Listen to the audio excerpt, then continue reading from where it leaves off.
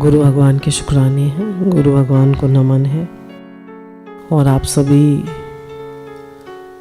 भगवत स्वरूप, आत्म स्वरूप सबका स्वागत है, अभिनंदन है, सबको शुभ आशीर्वाद है, नमन है। हमारी दृष्टि ऐसी हो जाए कि सब में भगवान दिखे। बहुत लगता है आजकल कि ऐसा भाव बना दो कि सब जगह मैं तुझे ही पाऊँ। ऐसा भाव बना दे। जैसे कहते हैं ना, संकल्प की सृष्टि है तो एक दिल में पुकार रहती है, एक भगवान से फरियाद रहती है, एक गुरु से विनती रहती है कि ऐसी दृष्टि, ऐसा भाव बना दो कि सब रूप में मैं भगवान को ही पाऊँ, तुझे ही पाऊँ। तो अगर हमारा भगवान से प्रेम होगा तो जिससे प्रेम होता है वही नज़र आता है। जैसे मजनू को लैला नज़र आती थी और लैला को मजनू नज़र आता था। जिसका जिससे प्रेम होता है उसको वही नज़र आता है। जरा खटका होता है, अरे वहाँ तो नहीं गए, अरे घंटी बजी, अरे उन्हीं का टेलीफोन आया होगा। ऐसे ही होता है ना। तो जब प्रेम होता है तो हवा चलती है तो वो छू के जाती है तो भगवान छू के गए। कहीं दृष्टि जाती है, पेड़ पौधे, वो नाम रूप नहीं देखता, वो भगवान देखता है। किसी ने कुछ कह दिया, अपशब्द कह दिया, भगवान आए इस रूप में। प्रेम कर लिया, भगवान है इस रूप में। तो हमारा जो भक्ति मार्ग है, वेदांत है, वो सब यही पक्का कराता है कि हर जगह भगवान है। भगवान के बिना और कुछ जगत में है नहीं। और हम लोग गुरु पहले कहते भी थे, ज्ञान से भी कहते थे, सर्व खल विदम ब्रह्म नेहम नानास्ति किंचन। सब कुछ ब्रह्म है, ब्रह्म के अलावा और कुछ नहीं है। और भगवान ही सब कुछ बन गए हैं, ये भी कहते थे। इन एक ही निराकार साकार हुआ है। और भक्ति से हम कहते हैं कि सब कुछ जगत नहीं है पर है ही जगदीश। सब कुछ वही है, सब कुछ वही है। अब हमारा प्रेम होगा उधर अभी हमारे मन में क्या है, हमें क्यों नहीं भगवान दिखाई देते? क्योंकि थोड़ा मन तो जगत में लगा हुआ है, थोड़ा मन खाने पीने में लगा हुआ है, थोड़ा मन राग द्वेष में लगा हुआ है, थोड़ा मन कामना में लगा हुआ है। खाली परमात्मा में तो नहीं लगा हुआ। बताइए, खाली परमात्मा में लगा है किसी का मन? तो जहां जहां मन लगा होगा वही वही हमें नजर आएगा, वही वही तो नजर आएगा। तो क्या करना है? जो हमारा मन डाइवर्जेंट है उसको कन्वर्जेंट करना है। जो हमारा मन ऐसे बाहरमुखी है, बाहरमुखी तो है, सब कुछ देखता है, बहुत सारी चीजें देखता है हमारा मन, पर उसको क्या करना है? एक जगह फोकस कर देना है। किसमें? कि है ही भगवान, है ही परमात्मा। उन्हीं की याद, उन्हीं से प्रेम, उन्हीं की तरफ दृष्टि, उन्हीं के लिए सोचना, उन्हीं के लिए, उन्हीं को याद करना। नाम जप क्या है? नाम जप है उनकी याद, उनसे प्रेम, उनकी तरफ देखना। यह है नाम जप। जब नाम चलता रहता है तो एक ध्यान उन्हीं की तरफ लगा रहता है। चाहे आप सुने, और जब नाम जप करें तो सुने भी, अपने कानों से, अपने मुख से बोले भी, सुने भी, हाथ भी लगे, मन भी लगा है, सब कुछ लग गए, सारी इंद्रियां, मन सब लग गए भगवान में। अब मन माया में थोड़ा बहुत जाता है तो जाने दीजिए, अब क्या करें, क्योंकि वर्तन जो है माया में भी काफ़ी है। तो धीरे धीरे अपने माइंड को देखिए, जो पढ़ेंगे, जो लिखेंगे, जो सुनेंगे, जिसका चिंतन करेंगे वही दिखाई देगा, वही दिखाई देगा। इधर से तो देखा है कि अगर कोई हमसे थोड़ी बात भी कर लेता है व्यवहार की, और जब करने बैठते हैं तो उसका भी थोड़ा चिंतन, तो क्या करता है? वो फ्लैश देता है, वो चीज़ फ्लैश होती है। भाई तुमने भी सुनी थी ना ये चीज़, तो वो माइंड में फ्लैश होगी, पर आप उसको कह दीजिए मन में है, मेरे में नहीं है, इग्नोर कर दीजिए, ध्यान मत दीजिए उधर, क्योंकि मन तो खाली फ्लैश कर रहा है, उसको दिखा रहा है। क्यों? क्योंकि हमने सुनी थी।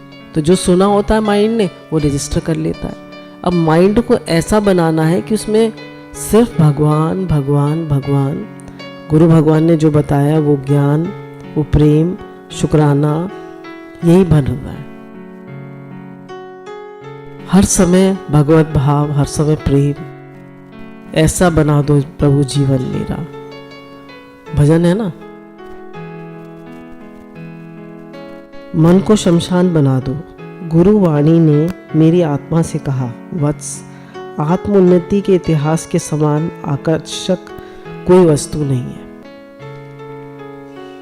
अब आत्मोन्नति के समान आकर्षक कुछ नहीं है। तो हम देखते चले मेरी आत्मोन्नति हो रही है, मेरा सोल इवॉल्व हो रहा है, राइज कर रहा है या नहीं, या मैं वहीं की वहीं पड़ा हूँ।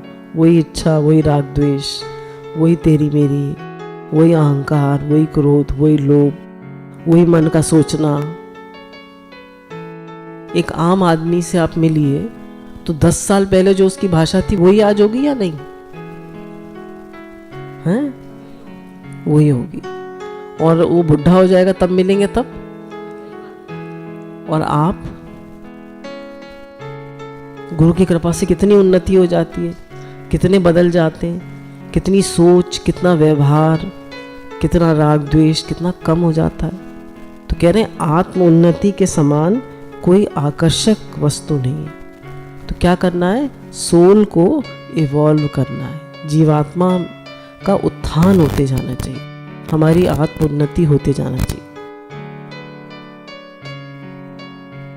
यह आत्मोन्नति है जिससे जीवन सुखमय होता है। जैसे जैसे आप राग द्वेष रहित होते जाएंगे, अहंकार रहित होते जाएंगे, काम क्रोध से ऊपर उठते जाएंगे, तो आपके जीवन में एक आनंद आता जाएगा। जैसे जैसे आप निष्कामी होते जाएंगे तो यहाँ एक शांति आती जाएगी, आपको तृप्ति, शांति महसूस होगी। क्यों? Wants makes us beggars. इच्छा हमें, ये बुरा नहीं कि बहुत कष्टों के बाद तुम्हें अनुभव हो कि संसार मिथ्या और दुख में है। तुम जितना दुख पाते हो उतने ही मेरे समीप आते हो। देखिए, जब भगवान दुख देते हैं तब भी हम भगवान के समीप आते हैं, और गुरु के पास आ जाते हैं तो सुख में भी हमें बहुत शुक्राना निकलता है। पर दुख में जब कोई कष्ट आता है तो अपनी तरफ दृष्टि बहुत जाती है। मेरी विचारधारा कैसी है? जैसे आजकल हम लोगों ने थोड़े दिन पहले, कल परसों लिया था, सर्कल ऑफ फियर और सर्कल ऑफ लव, है ना? 2 वाइब्रेशंस है ना हमारी, circle of love and circle of fear. जब फियर होता है तो सारी नेगेटिविटी आती है, सारे हम दूसरे के दोष देखते हैं, क्रोध आता है, अहंकार आता है। क्यों? क्योंकि हमारे अंदर एक डर है, कहीं मेरा अनिष्ट तो नहीं हो जाएगा, कहीं ये मुझसे कुछ ले तो नहीं लेगा, कहीं मेरा बॉस तो नहीं करेगा, कहीं मेरा बेटा छिन तो नहीं जाएगा, बहू आ गई तो, कहीं बिजनेस में लॉस तो नहीं हो जाएगा, घर में कोई अकेला रह गया, कहीं चोर तो नहीं आ जाएंगे। कितनी सारी नेगेटिविटी। क्या है? Circle of fear. Circle of love है, समर्पण है, भगवान के प्रति विश्वास है, सब रूप में भगवान है, तो डर है कोई डर? सब रूप में मेरे प्रभु है। तो कह रहे हैं हम बहुत कष्टों के बाद अनुभव होता है कि संसार में सुख नहीं है, सुख है पर टेम्पररी, थोड़ी देर सुख मिलता है, और उस सुख के लिए हमें कितनी प्राइस देनी पड़ती है। एक अच्छा सा हम खाना बनाते हैं, है ना? अच्छा सा खाना बनाते हैं, कितना टाइम देना पड़ता है, और स्वाद कितनी देर आता है, जितने जीभ पे रखते हैं। बस एक वो सेटिस्फैक्शन होता है कि भाई बड़ा अच्छा खाना खाया, पर स्वाद कितनी देर आया। अच्छा, फिर नेक्स्ट टाइम अच्छा नहीं मिला तो फिर क्या खाना बनाया है? अच्छा, भगवान का सुख हर समय हर जगह ले सकते हैं, और हर समय कहीं पर भी है। जो उसमें एनर्जी देनी पड़ती है या मिलती है? मिलती। कितना फर्क है उसमें, टाइम, एनर्जी, शक्ति सब देनी पड़ती है। कह रहे हैं जितना दुख पाते हो उतना मेरे समीप आते हो। तो अगर दुख आए तो दुख दारू सुख रोग भया। सहिष्णुता का अभ्यास करो, अपने उत्तरदायित्व को समझो। कह रहे सहन करो, जीवन में सहन करो। कोई कुछ कह देता है, बुरी तरह बोल देता है, फौरन 1 सेकंड में इग्नोर कर यार, इग्नोर कर। क्या हो गया? मुझे कहा, ये तो शरीर को कहा, मैं तो ये नहीं हूं। मन को लगा, मैं तो ये नहीं हूं। क्या 1 सेकंड में हम अपने मन को ठीक कर सकते हैं? पहले तो हम 2 मिनट कहते थे, 1 सेकंड। क्या हो गया? अच्छा है, मुझे एक मौका मिला 1 सेकंड में मन को चेंज करने का। किसी के दोषों को देखने और उन पर टीका टिप्पणी करने से पहले अपने बड़े बड़े दोषों का अन्वेषण करो। किसी के दोष दिखाई पड़ते हैं, जैसे अब इधर से देखते हैं कि किसी के भी दोष दिखाई पड़ते हैं, तो फौरन अपने से पूछते हैं, इतनी तो वो सेवा करता है, इतना तो उस प्रेम है, और तुम्हारे पास क्या है? तुम क्या देते हो? तो दोष देखना कितना आसान है, आसान है या नहीं? और अपने दोष देखना, अपने दोष हम लोगों में से कितने लोग देख पाते हैं? कहना अपने दोष दिखते तो हैं, पर वो भी दूसरे को दोष दे देते कि इसकी वजह से मैं ऐसा हो गया। तो कह रहे हैं अपने दोषों को देखो। जब बताया ना कि दूसरे में दोष दिख रहे हैं, तो दोष कहाँ है? पहले एक दृष्टांत चला करता था कि एक बार एक टोपी बेचने वाला जा रहा था, तो सो गया उसको पेड़ के नीचे। तो उसने टोपी पहन रखी थी, धूप का समय था, तो जितने भी बंदर थे उस पेड़ पे बंदर रहते थे, वो आए और सबने टोपियां पहन ली। अब उसे समझ में नहीं आया क्या करूं, सारी टोपियां गई, खत्म। उसको तो टोपी बेचनी थी, तो किसी ने कहा तुम टोपी उतार के फेंक दो, तो उसने टोपी उतार कर फेंक दी। टोपी उतार के फेंक दी तो सब बंदरों ने फेंक दी। समझ रहे हैं? तो जब हमें दूसरों में दोष दिखते हैं, तो दोष किसके अंदर है? अगर हमारा दोष निकल गया तो दूसरे में दोष दिखेंगे?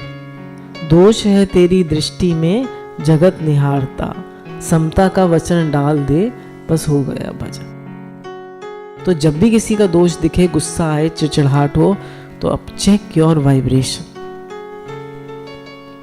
गुरु कहते हैं चेक योर वाइब्रेशन। वाइब्रेशन क्या है? थॉट प्लस इमोशन, विचार और भाव। अपने मन को देखो, क्यों मुझे दिख रहा है ये दोष कि मेरे अंदर है, तभी तो मुझे बाहर दिख रहा है। तो कहते हैं दूसरे के दोष देखने से पहले अपने दोषों का अन्वेषण करो, अपने मन को देखो। नम्रता, सरलता, साधुता, सहिष्णुता, अनसूया, ये सब आत्म अनुभव के प्रधान अंग हैं। दूसरे तुम्हारे साथ क्या करते हैं इसकी चिंता मत करो। कह रहे हैं नम्रता, नम्रता से चलो। जहां तक हम सोचते हैं नम्रता से चलेंगे तो सब हमारे सर पे चढ़ जाएंगे, ऐसा नहीं है। आप प्रेम से चलिए तो वो भी आपके प्रेम को समझेंगे। Love wins love. सरलता, बच्चे बन जाओ, मासूमियत को अपनाओ, मतलब फिर से बच्चे बन जाओ। बच्चे कैसे होते हैं? सरल, अंदर बाहर एक। और हम कैसे होते जाते हैं? बड़े होते जाते हैं तो चालाक, क्लेवर। कह रहे हैं वो चालाकी हमें देती क्या है? कुछ नहीं, सिवाय दुख देती है। कितना भी आप स्मार्ट बनिए, कुछ नहीं मिलेगा। साधुता, साधु कौन है? जो अपने मन को साधे। साधु जो मन पर बोधे, राम नाम आत्म में शोधे। साधु जो मन पे कंट्रोल करे, वही साधु। सहिष्णुता, कहने सहन करो। भक्ति के लिए तो बहुत जरूरी है सहन करना। असूया है ईर्ष्या। तो ये सब बातें कह रहे हैं आपके जीवन में आती जाएं। नम्रता, सरलता, साधुता, सहिष्णुता, अनसूया, ये सब आत्म अनुभव के प्रधान अंग हैं। कह रहे तुम्हारे साथ दूसरे क्या करते हैं इसकी चिंता मत करो। मुझसे तो इतनी बुरी तरह बोलते हैं, मैं क्यों अच्छी तरह बोलूं? ये मेरे लिए तो कुछ करते नहीं, मैं क्यों करूं? इनके भाव तो हमेशा गलत है, मैं क्यों अच्छे भाव रखूं? मुझे क्या दिया है? कोई हमें 100 रुपये देगा तो हम बदले में उसको 100 रुपये ही देंगे ना, 500 तो नहीं देंगे। तो हमारा माइंड इतना स्वार्थी है, वो सबसे पहले ये सोचता है कि इसने क्या किया है मेरे लिए। गीता भगवान की कैसेट में था कि एक बार हमारी गाड़ी खराब हो गई रास्ते में, तो कुछ गांव के बच्चे थे, तो उनसे कहा कि भाई धक्का लगा दो। तो धक्का लगाने आए तो बोले हमें मिलेगा क्या? तो बोले ये मेंटालिटी है आज के बच्चों की और सबकी है, बिना गुरु के हम सबकी यही मेंटालिटी है, मुझे क्या मिलेगा? और कुछ नहीं तो कुछ मनी गेन नहीं होगा, कुछ मॉनेटरी गेन नहीं होगा, तो नाम तो होना चाहिए। मुझे 4 लोग जाने तो कोई मिनिस्टर झाड़ू लगाएगा तो फोटो 10 लोगों से खिंचवा लेगा, इधर उधर देखेगा। तो हर समय हमें या तो नाम चाहिए या पैसा चाहिए या कोई मॉनेटरी गेन चाहिए, कुछ ना कुछ चाहिए। बिना चाहने के हम क्या कर सकते हैं?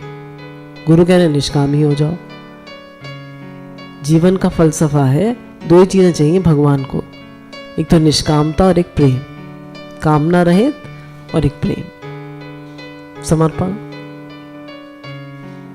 अगर जीवन में 2-3 चीजें आ गई, आप निष्कामी हो गए, समर्पण हो गया आपका, और भगवान से प्रेम हो गया, बस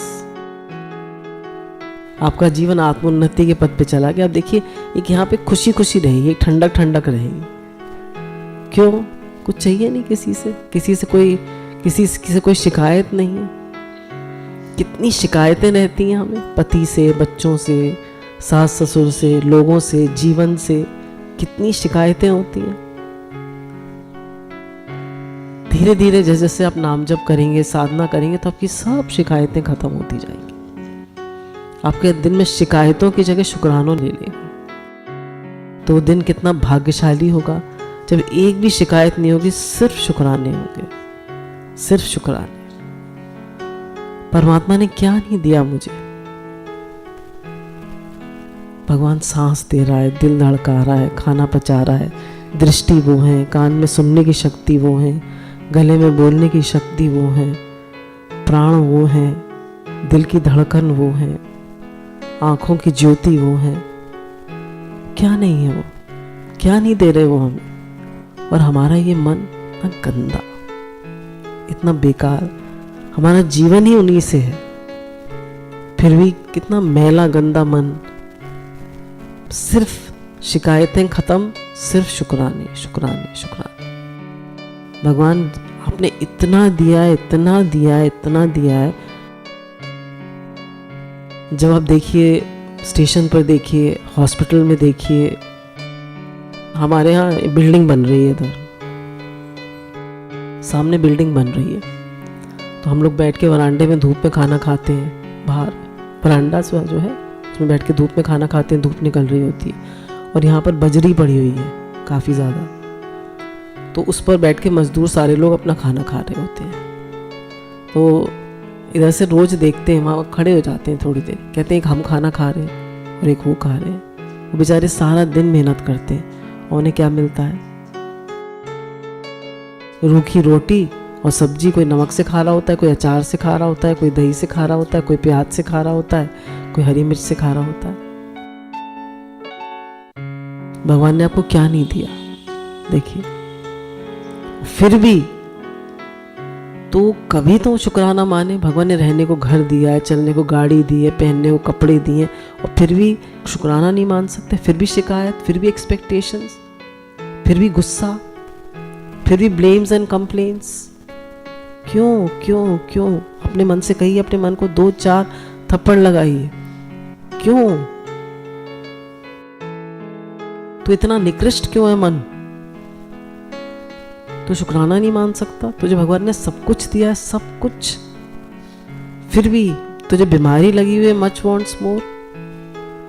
देना सीखे। हमको भगवान ने इतना दिया है, देना सीखे। जितने भी संतों की कथा पढ़ते हैं उसमें यही था कि वो सब साधु सेवा करते, संतों की सेवा। उनके जीवन में सेवा होती है और भजन होता है, बस 2 चीजें, सेवा भजन, सेवा भजन, भजन और सेवा। पूरी तरह परमात्मा के समर्पित होते हैं, भजन करते हैं और सेवा करते हैं। सेवा भी किसकी?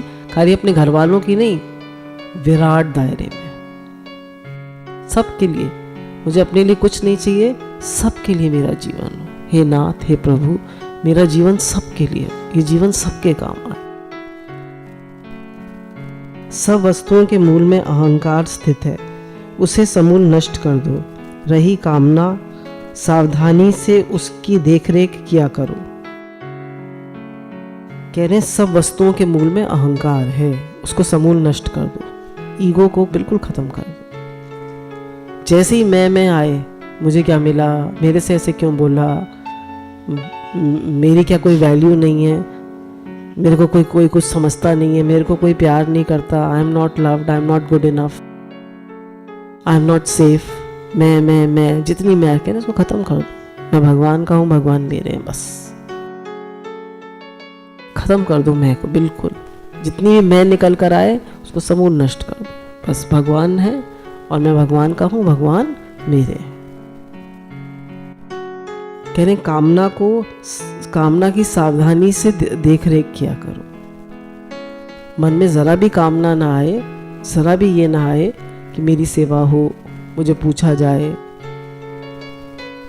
मुझे ये चाहिए, मुझे वो चाहिए, बिल्कुल नहीं। बन पड़े तो सबको सुख दो, किसी को दुख मत दो।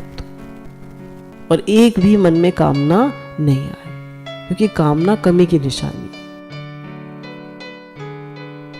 पहले दृष्टांत चला करता था ना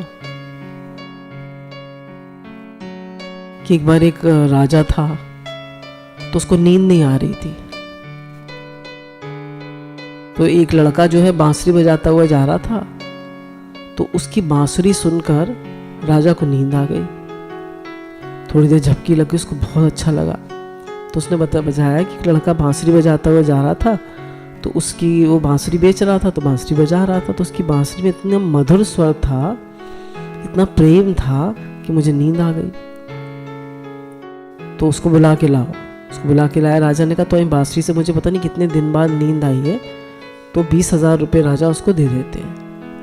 अब वो जब अपने उसका झोपड़ा था वो लेके जाता है, तो सारी रात सोचता रहता है 20,000 का क्या करूँगा, क्या करूँगा, ये ले लूँ, वो ले लूँ, नई झोपड़ी बनवा लूँ, नया घर बनवा लूँ, कि और बिजनेस बड़ा कर लूँ, कि किसी को दे दूँ, क्या। सारी रात उसे नींद नहीं आई। बोला इसीलिए राजा परेशान रहता है। गया दूसरे दिन राजा को दे आया, बोला रखिए आप इसको। तो हमें क्यों इतना हम डिस्टर्ब्ड है? क्योंकि हमको अनगिनत कामना है, अनगिनत। जितनी हमारे मन में कामना है उतने हम गरीब हैं। कामना कमी की निशानी है। एक अभी हमारी सत्संग प्रेमी है, तो दूसरे शहर से आई थी। उनकी लड़की भी डॉक्टर है और दामाद, अभी शादी हुई है, दामाद भी डॉक्टर है। तो लड़की भी शुरू से बहुत अच्छी परसेंटेज रही है उसकी, बहुत होशियार रही, लड़का भी बहुत होशियार रहा है। तो बिल्कुल कंट्रास्ट था।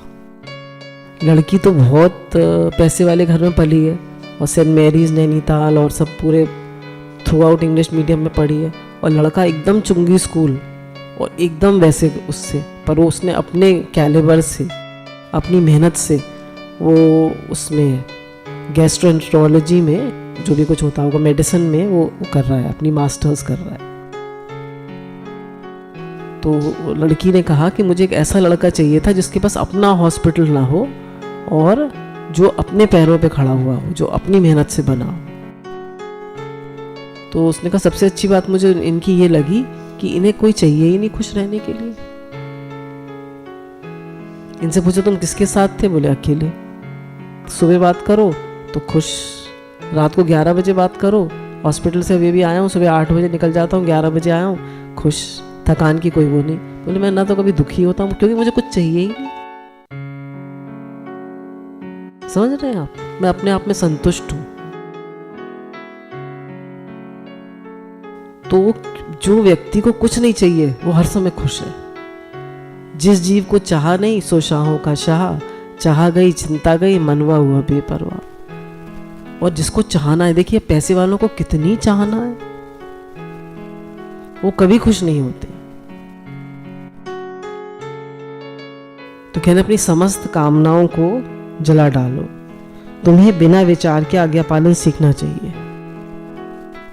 कह रहे गुरु की ने जो कह दिया उसको बिना दिमाग लगाए, बिना अपना मन लगाए, मन मतलब अपनी बुद्धि लगाए, उसका आज्ञा पालन करना सीखो। क्यों? उससे मन मरेगा। तुम एक बच्चे के अतिरिक्त और क्या हो? क्या तुम में वास्तविक ज्ञान है? इसलिए बच्चे की भांति मार्ग में पीछे पीछे चलो। और क्या तुम्हें वास्तविक ज्ञान है? नहीं है। तो क्या करो? आज्ञा पालन करना सीखो और गुरु के पीछे पीछे चलो। जैसा गुरु बताएं वैसा करो।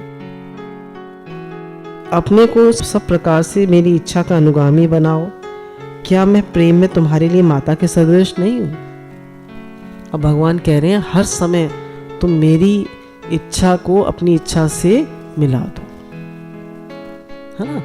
जो तुम्हारे सामने आए उसको मेरी इच्छा समझो। और क्या मैंने तुम्हें एक माता के समान प्यार नहीं किया? हाँ बताइए, भगवान ने हमें माता के समान प्यार किया या नहीं किया? कौन कहता है मुझे भगवान ने प्यार नहीं करा? क्या भगवान का प्यार माता से भी कई गुना ज्यादा है या नहीं? बहुत ज्यादा है या नहीं? कई गुना ज्यादा है। माता तो फिर भी थोड़ा थोड़ा माता का थोड़ा थोड़ा वो आ जाता है संसारी भाव, पर बहुत कम होता है माता के अंदर में संसारी भाव। भगवान का तो जरा भी नहीं होता। वो तो सिर्फ हित ही हित चाहते हैं, तो सिर्फ प्रेम ही प्रेम चाहते हैं। तो भगवान कह रहे हैं क्या मैंने तुम्हें माता के समान प्यार नहीं करा? तुम क्या करो? अपनी इच्छा को मेरी इच्छा से मिला दो। तुम्हारे लिए मैं पिता के समान भी हूं, क्योंकि आवश्यकता होने पर दंड भी देता हूं। मैं माता भी हूं तुम्हारी और पिता भी हूं, क्योंकि पिता का काम होता है दंड देना और माता का काम होता है प्यार करना। यदि तुम्हारी इच्छा गुरु बनने की है तो पहले शिष्य बनना सीखो। यानी गुरु बनना चाहते हो तो पहले गुरु की आज्ञा में चलना सीखो। पहले शिष्य तो बनो, तब तो गुरु बन पाओगे। जो शिष्य नहीं बना वो गुरु कैसे बनेगा? मैं तुम्हें उत्तरदायी, लगन का सच्चा और सदाचारी बनाऊंगा। मैं तुम्हारी भक्ति और अनुरक्ति को सच्चाई तथा दृढ़ता के रूप में प्रकट कर दूंगा। अग्रसर हो, मेरा प्रेम और आशीर्वाद सर्वथा तुम्हारे साथ है। अब भगवान कह रहे हैं तुम बस मेरे से प्रेम करो, बढ़ते चलो, नम्रता सहिष्णुता रखो, मेरी आज्ञा में चलो, मैं तुम्हें ऊंचाइयों तक पहुंचा दूंगा।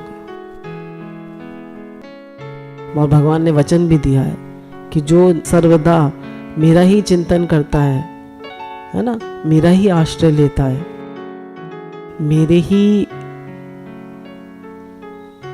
भजन में रहता है, तो उसके योग क्षेम का वाहन मैं करता। गुरु भगवान के शुक्राने।